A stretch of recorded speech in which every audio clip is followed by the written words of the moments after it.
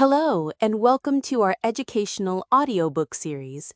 Today, we're diving into Jane Austen's delightful comedy of manners, Emma. Over the next 15 minutes, we'll stroll through the charming village of Highbury, meet the intelligent and occasionally overconfident Emma Woodhouse, and follow her well-meaning but misguided matchmaking adventures. Expect wit, romance, gentle satire, and most importantly, a journey of self-discovery.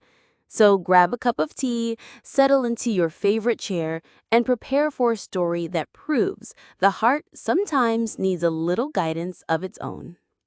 Welcome to Highbury, a picture-perfect village. Imagine a village as neat and ordered as a well-tended garden. That's Highbury. Manicured hedges, whitewashed cottages, and friendly neighbors who exchange opinions as eagerly as they swap recipes. Here lives Emma Woodhouse, age 21, clever, rich, and confident. So confident, in fact, that she declares herself a matchmaker. Meet Emma Woodhouse, the kingdom of Emma. Emma describes her home, Hartfield, as her kingdom. Think of her as a skilled gardener, pruning others' love lives like rose bushes, sometimes snipping too close. Widowed mother and younger sister absent, Emma has inherited wealth and influence. Her quick wit sparkles in conversation, but her self-assurance blinds her to her own faults. The successful match, Mr. Weston and Miss Taylor. Our story kicks off with Emma's proudest triumph, pairing her dear friend and former governess, Miss Taylor, with Mr. Weston, a genial widower. Their wedding cements her reputation as a matchmaker extraordinaire. Yet this victory also fans the flames of her matchmaking zeal and sows the seeds of future mischief. Enter Harriet Smith, the protégée. After the wedding, Emma befriends Harriet Smith, a sweet but impressionable young woman of unknown parentage. To Emma, she's like a blank canvas, ripe for romantic portraiture. Emma resolves to find Harriet a suitable husband, convinced she can create a masterpiece of love. First match, Mr. Elton misread. Emma zeroes in on Mr. Elton, Highbury's attractive and ambitious vicar, as the perfect match for Harriet. Picture Emma as a director casting a play, but she overlooks Mr. Elton's own script. When she sends Harriet to visit him, hoping for sparks, Mr. Elton instead reveals his own feelings for Emma. The scene is like a comedy of errors. Emma's confidence collides with her misjudgment, and Harriet's hopes are dashed. Mr. Knightley appears, voice of reason. Throughout Emma's matchmaking misadventures stands Mr. George Knightley, her brother-in-law's elder brother, and Emma's longtime friend.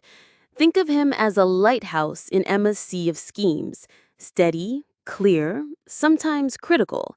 He gently criticizes her treatment of Harriet and cautions against meddling, but his words often bounce off Emma's buoyant self-belief.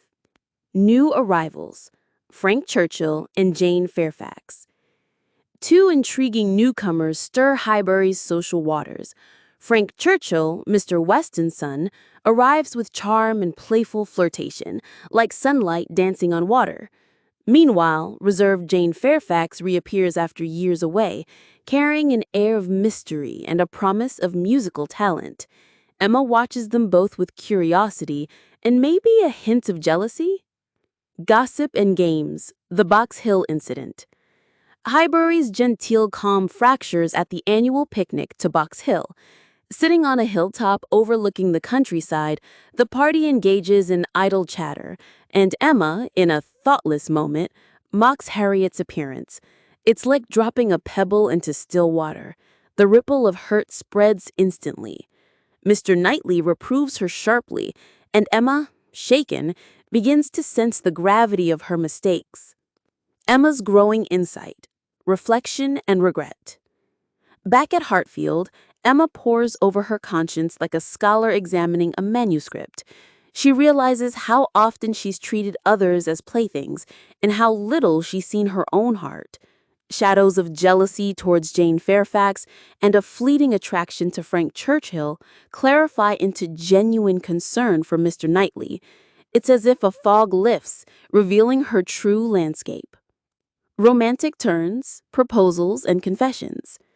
As summer wanes, true feelings surface. Frank Churchill unexpectedly announces his secret engagement to Jane Fairfax, ending Emma's hopes for him, but also freeing her from pretenses. Then Mr. Elton returns, still in love with Emma, and, once again, she must let him down gently. Finally, in a quiet autumn evening, Mr. Knightley visits Hartfield, confessing his love. Emma's surprise blooms into joy, her own romantic masterpiece.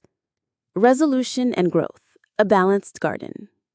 With engagement set, Emma to Mr. Knightley, Harriet to Robert Martin, a humble farmer, Highbury's social garden looks more natural than any artful scheme Emma once tried. Emma and Mr. Knightley, now equals in affection and understanding, plan to shape their lives thoughtfully, respecting friendship, kindness, and genuine compatibility above social ambition. Wrap up. Jane Austen's Emma shows us that good intentions aren't enough.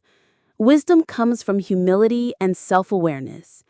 Emma's journey from confident matchmaker to thoughtful partner reminds us that the heart's true calling lies not in controlling others, but in understanding ourselves. Thank you for joining this 15-minute tour through Emma.